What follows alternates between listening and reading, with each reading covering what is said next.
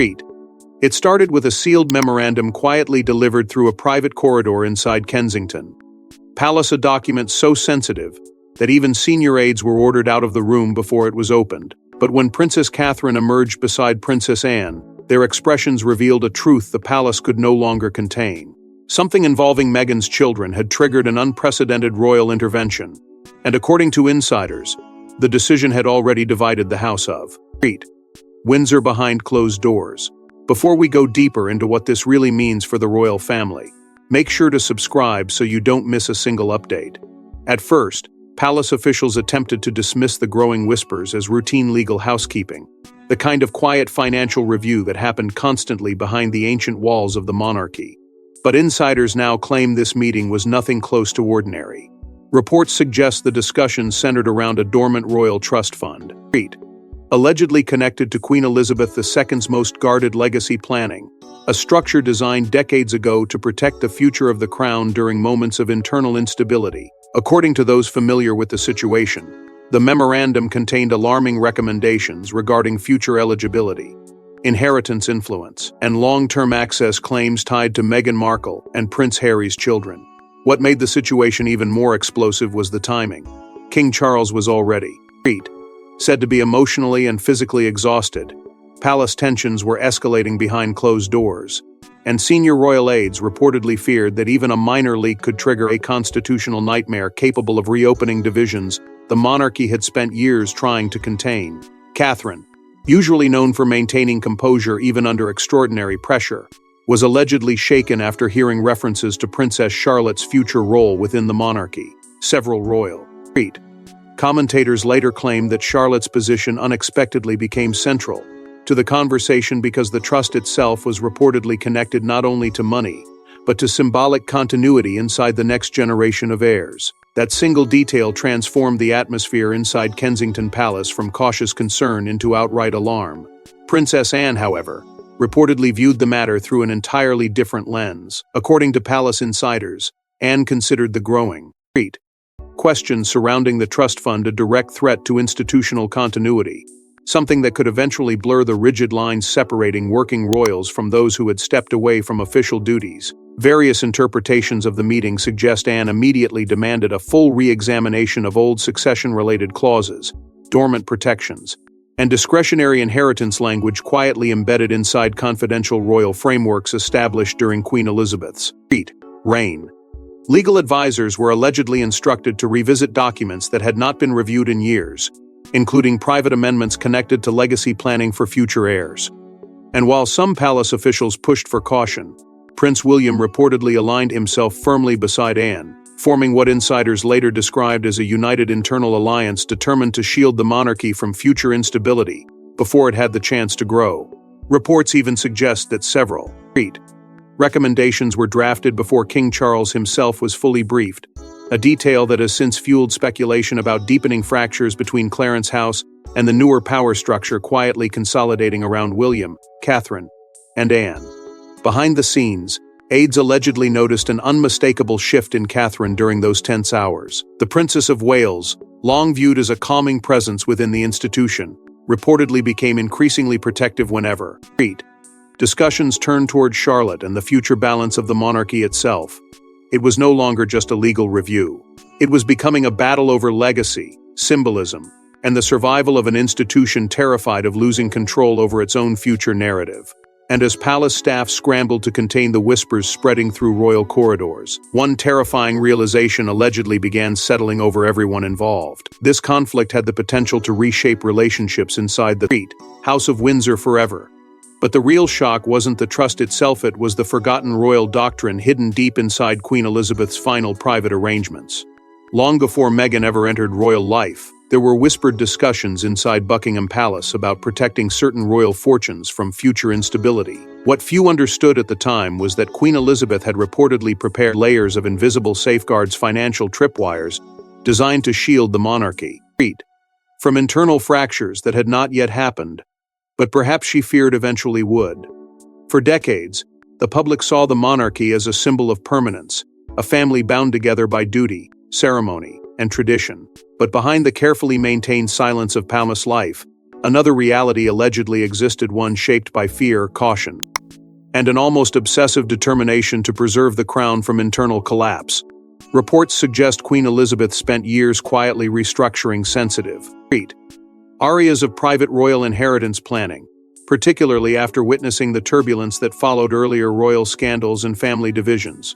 According to various interpretations from royal commentators and former palace insiders, certain private trust structures connected to Windsor family assets were never designed simply as financial protections. They were allegedly created as institutional barriers, invisible lines meant to distinguish those carrying the burden of royal duty from those existing outside the operational core of the monarchy. Balmoral, Sandringham, confidential legacy holdings, and discrete financial arrangements tied to future heirs reportedly became part of an elaborate framework intended to secure continuity long after Elizabeth herself was gone. Sources close to royal administrative circles now whisper that the late Queen feared future disputes involving what aides privately described as non-working branches of the family, a phrase that has recently returned to haunt palace discussions with extraordinary force.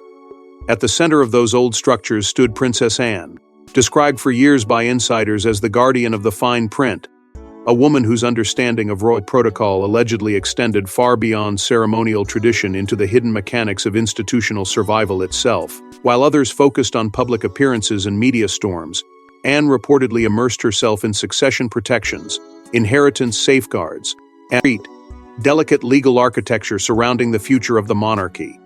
That reputation suddenly became crucial once concerns involving Meghan and Harry's children reportedly reached senior palace advisors. Catherine, according to insiders, was privately briefed on the long-term implications tied to Prince George, Princess Charlotte, and Prince Louis, not merely as children growing up inside the royal spotlight, but as symbols of continuity within an increasingly fragile institution. And that was where the issue became emotionally explosive, because according to royal commentators, access to the alleged trust fund was never viewed purely as a financial matter. It carried something far more dangerous inside royal circles: symbolic legitimacy. The possibility that inclusion within those private structures could eventually be interpreted as equal standing within the future hierarchy of the monarchy reportedly terrified sections of the old guard, especially during a time when King Charles was already struggling to maintain stability inside the institution. At the same time, sources claim Meghan firmly believed her children deserved equal recognition and equal financial standing within the royal family, particularly after Archie and Lilibet formally received royal titles. Supporters of the Sussexes reportedly viewed any restrictions as outdated, unfair, and rooted in institutional favoritism, while palace traditionalists allegedly feared the exact opposite, that expanding symbolic privileges too broadly could weaken the monarchy's carefully guarded structure from within. The divide quickly evolved into something larger than a family disagreement. Royal commentators began openly speculating about a growing fracture between what they described as the working heirs and the California royals, a phrase that quietly spread through media circles with increasing intensity. And as whispers surrounding the trust fund continued to circulate behind closed palace doors, one chilling truth reportedly became impossible for senior royals to ignore. Queen Elizabeth may have anticipated this exact battle years before it ever reached the public eye. But while the palace attempted to preserve silence, whispers from California were already making their way back to London. According to various palace interpretations, the conflict escalated after a series of private inquiries allegedly linked to Meghan and Harry's legal representatives reached senior royal offices. And while nothing was publicly acknowledged, insiders claim the timing sent shockwaves through the institution, because it came while King Charles was already physically weakened and politically vulnerable. What had once existed as quiet suspicion inside royal corridors suddenly evolved into something far more dangerous. Reports suggest exploratory discussions were discreetly initiated regarding future financial recognition connected to Archie and Lilibet, conversations that allegedly reached advisors overseeing some of the monarchy's most sensitive inheritance structures. On the surface, supporters of Meghan and Harry reportedly viewed the discussions as entirely reasonable, arguing that their children should not be separated from royal protections simply because their parents stepped away from official duties. But inside the palace, the reaction was dramatically different. Various interpretations from senior insiders claim officials immediately recognized the deeper implications hidden beneath the requests. To them, this was not merely about finances. It was about leverage, symbolism, and the possibility of redefining long-standing boundaries within the House of Windsor itself. One palace aide allegedly described the atmosphere as controlled panic, because the inquiries arrived during one of the monarchy's weakest moments in recent memory. King Charles was already said to be emotionally exhausted, palace loyalties were becoming increasingly fractured, and senior staff feared that even the smallest internal disagreement could explode into a public crisis capable of damaging the institution for years. That fear intensified once internal summaries reportedly landed on Princess Anne's desk. According to insiders familiar with the situation, Anne reacted immediately and decisively after reviewing confidential briefing documents connected to the matter. There were reportedly no emotional outbursts, no dramatic confrontations, only a cold and methodical response that palace veterans recognized instantly as a sign that the Princess Royal considered the issue deeply serious. Sources claim Anne viewed the growing pressure surrounding Archie and Lilibet's financial recognition as part of a much larger battle over institutional survival, one that could permanently blur distinctions between active heirs and family members operating outside the monarchy's official structure. Catherine, meanwhile, was allegedly struggling with a different fear entirely. Reports suggest the Princess of Wales became increasingly concerned about renewed public comparisons between Princess Charlotte and Lilibet, especially after years of relentless media narratives attempting to place the two girls inside competing royal storylines. According to commentators close to Kensington Palace, Catherine worried that symbolic equality surrounding private royal protections could eventually evolve into wider public expectations about status, visibility, and future royal positioning. That concern reportedly aligned closely with Prince William's own growing frustrations.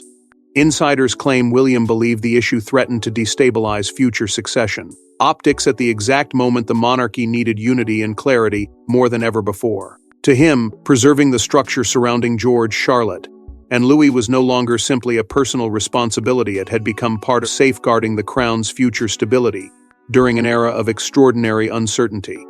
At the same time, Meghan and Harry were allegedly becoming increasingly frustrated by what sources described as invisible barriers inside the institution. Barriers they reportedly believed continued to isolate their family despite public gestures of reconciliation. Supporters close to the Sussexes allegedly argued that the monarchy was attempting to preserve outdated hierarchies while denying Archie and Lilibet the recognition they believed should naturally accompany royal birthrights. But inside palace circles, the mood was growing darker by the day. Royal aides reportedly began warning of a possible constitutional embarrassment if details surrounding the trust discussions ever leaked publicly, particularly because the matter touched sensitive questions involving succession, legitimacy, and private royal inheritance protections. Tensions between Clarence House advisors and Kensington Palace strategists allegedly intensified behind closed doors, with competing factions quietly debating whether compromise was even possible anymore.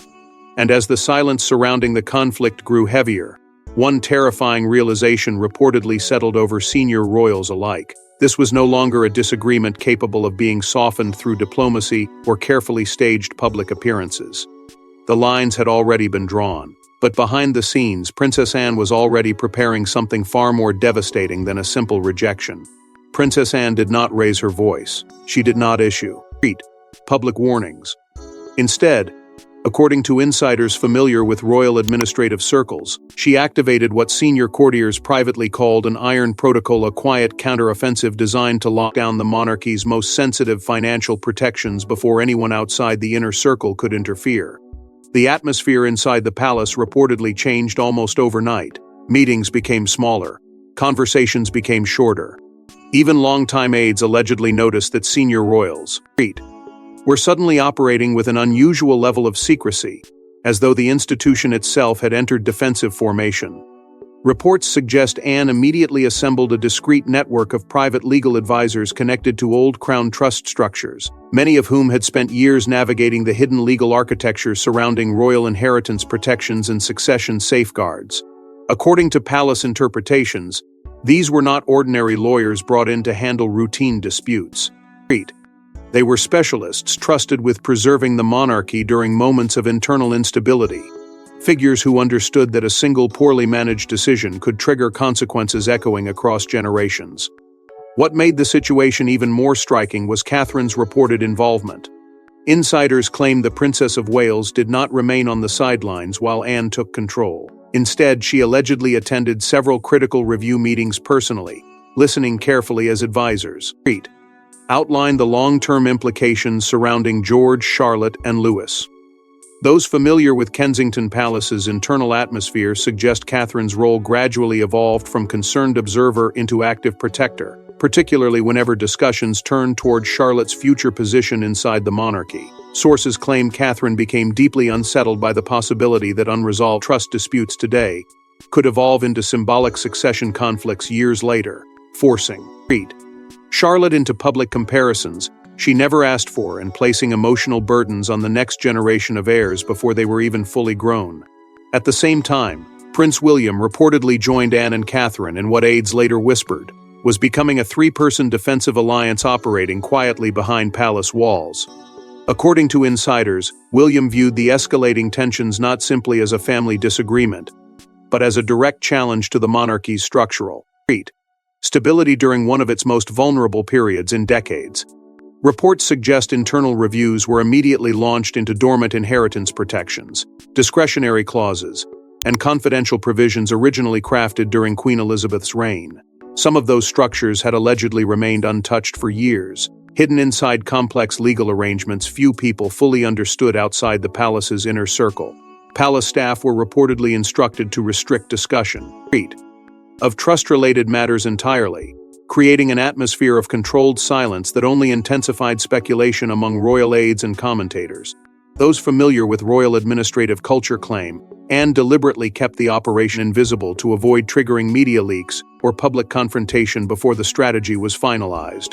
Royal commentators later described her approach as bureaucratic warfare without public fingerprints, a campaign fought not through speeches or interviews, but through documents, legal language, and quiet institutional pressure. And behind that cold strategy reportedly stood Catherine herself, increasingly determined that Charlotte's future role inside the monarchy must remain protected from future disputes, capable of destabilizing the carefully guarded hierarchy surrounding the next generation of heirs. But while Anne and William reportedly moved with calculated precision, King Charles allegedly found himself trapped in an agonizing position. Sources claim the king struggled privately with the emotional consequences of the conflict, torn between his role as father and grandfather and his responsibility as sovereign protector of the institution. According to insiders, revised recommendations connected to the trust structures were eventually placed before Charles for approval, despite his visible discomfort and reluctance to deepen divisions already consuming the family. Yet palace veterans allegedly understood the deeper reality. Unfolding behind closed doors, the monarchy believed it was fighting for survival, not simply settling a financial disagreement. And once the Iron Protocol was fully activated, there would be no easy return to the fragile balance that had existed before. Quietly, relentlessly, the machinery continued moving forward while tensions spread far beyond the palace itself. But the moment the new restrictions were quietly finalized, panic reportedly erupted far beyond palace walls. The reaction, according to palace insiders, was immediate. Calls were made. Intermediaries allegedly attempted to seek clarification, but by then the machinery had already moved. The doors were not slammed publicly, they were simply never reopened.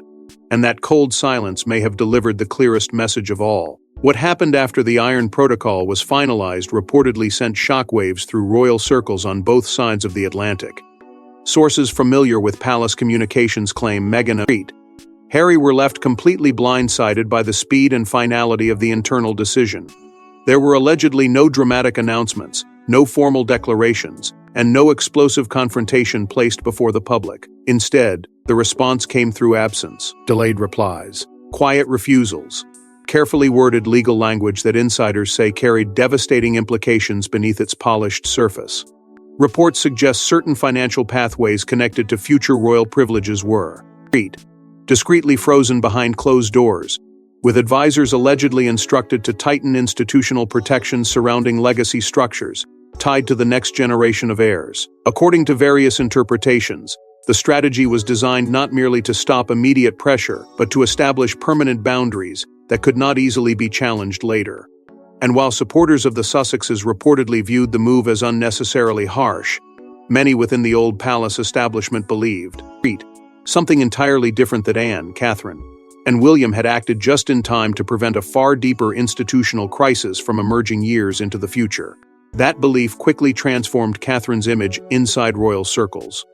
According to insiders, the Princess of Wales was increasingly viewed not simply as William's wife or the future queen beside him, but as a central protector of the monarchy's next generation, particularly after her reported insistence that Charlotte's future position must remain shielded from emotional and symbolic conflicts capable of destabilizing the heir structure itself.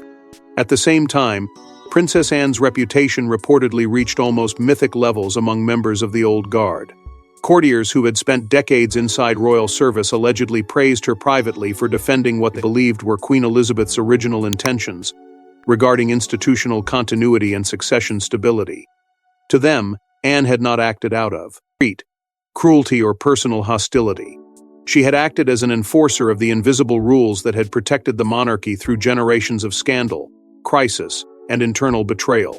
But inside Buckingham Palace itself, the emotional cost of the conflict was allegedly becoming impossible to ignore. Sources close to Clarence House claim King Charles struggled deeply with the consequences unfolding around him. Torn between fatherhood, grandfatherhood, and the brutal demands of institutional duty. Reports suggest the king became increasingly isolated as competing factions within royal circles quietly pushed him in opposite directions. One side allegedly urged reconciliation before the divide became irreversible. The other insisted that relaxing the newly established restrictions would destroy the authority Anne and William had fought to secure. That emotional paralysis reportedly worsened once media whispers began escaping beyond palace walls. Royal correspondents started referencing a growing Windsor divide, while commentators speculated that the trust issue had exposed fractures far more serious than the public previously understood. The palace attempted to contain the narrative, but according to insiders, the silence itself only intensified public curiosity. Every refusal to comment fueled more suspicion. Every carefully crafted statement seemed to deepen the sense that something historic had shifted permanently inside the monarchy. As the weeks passed, royal experts increasingly began warning that the trust conflict might ultimately reshape relations between the Sussexes and the palace for years, perhaps even generations to come. According to various interpretations, the issue stopped being about money long ago. It had evolved into a battle over legitimacy, symbolism, and the monarchy's terrifying fear of losing control over its future identity during one of the most unstable periods in modern royal history. Yet despite the emotional devastation surrounding the fallout, public sympathy inside influential royal circles reportedly shifted strongly toward Catherine and Anne. Palace veterans allegedly viewed them as figures carrying unbearable institutional burdens, while trying to preserve stability for George, Charlotte, and Louis amid escalating uncertainty. And behind all the legal language, strategic silence, and fractured loyalties, one darker question continued haunting everyone involved. Had Queen Elizabeth herself already anticipated this entire war long before it began? Because according to insiders, the most chilling part of this story was still hidden inside the final words Queen Elizabeth allegedly left behind. In the end, this was never just about money. It was about control, continuity, and the terrifying fear inside the monarchy that one unresolved fracture could echo for generations. And according to whispers from those closest to the late Queen's inner circle, Elizabeth II may have anticipated this exact battle long before anyone else saw it coming. As the dust from the trust conflict slowly settled behind palace walls, a colder and more uncomfortable reality reportedly emerged inside the House of Windsor. According to insiders familiar with Queen Elizabeth's final years, the late monarch had become increasingly focused on one principle above all others: preserving institutional continuity regardless of the personal pain required to achieve it. Reports suggest several of her private directives emphasized what aides allegedly described as duty before entitlement, a phrase that now echoes through royal discussions with chilling significance. To some observers, those words explain everything that followed, because from the perspective of the old palace establishment, the monarchy was never designed to function like an ordinary family. It was an institution built on hierarchy, sacrifice, and invisible rules that often demanded emotional devastation in exchange for survival. Princess Anne, according to sources close to royal administrative circles, believed with absolute conviction that she was honoring the late Queen's final protective framework when she activated the Iron Protocol. Critics may have viewed her actions as ruthless, but palace veterans reportedly saw something entirely different. They saw a woman carrying out what she believed was a final act of service to the crown itself, even if it meant permanently damaging already fragile family relationships in the process. And standing beside her through the storm was Catherine, whose role inside the monarchy appeared to transform dramatically during the crisis. Insiders claim the Princess of Wales emerged not only as William's closest ally, but increasingly as the future stabilizing force beside him, someone capable of protecting the emotional and institutional balance surrounding the next generation of heirs, while the monarchy passed through one of its most dangerous modern transitions. At the same time, the trust battle reportedly evolved into something far larger than any single legal disagreement.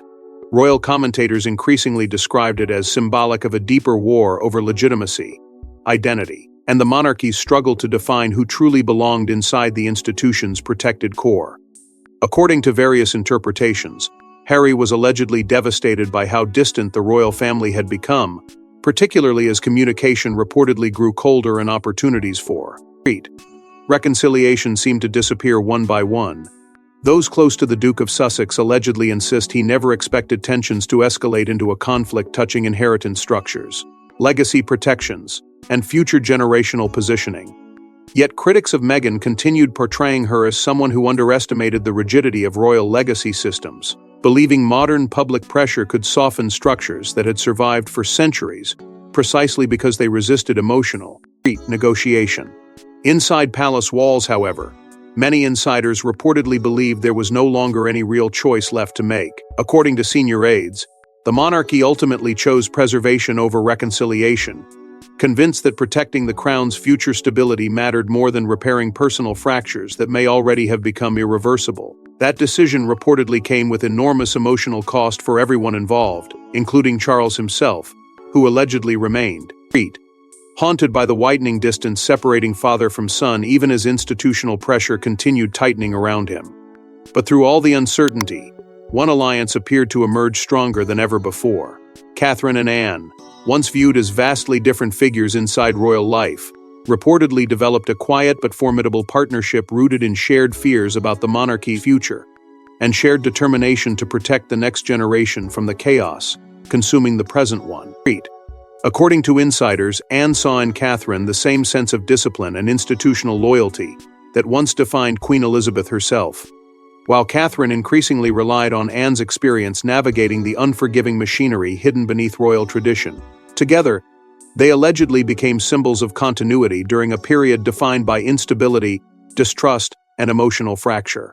And perhaps that was the most haunting aspect of the entire saga. Behind every frozen pathway, every silent refusal, every sealed memorandum and carefully guarded legal clause, the monarchy was revealing its oldest and most painful truth. Survival often demanded sacrifices that ordinary families could never endure. And as the palace lights dimmed over Kensington that night, one truth reportedly lingered in the silence: above all else, the crown protects the heirs it believes will protect the crown in return.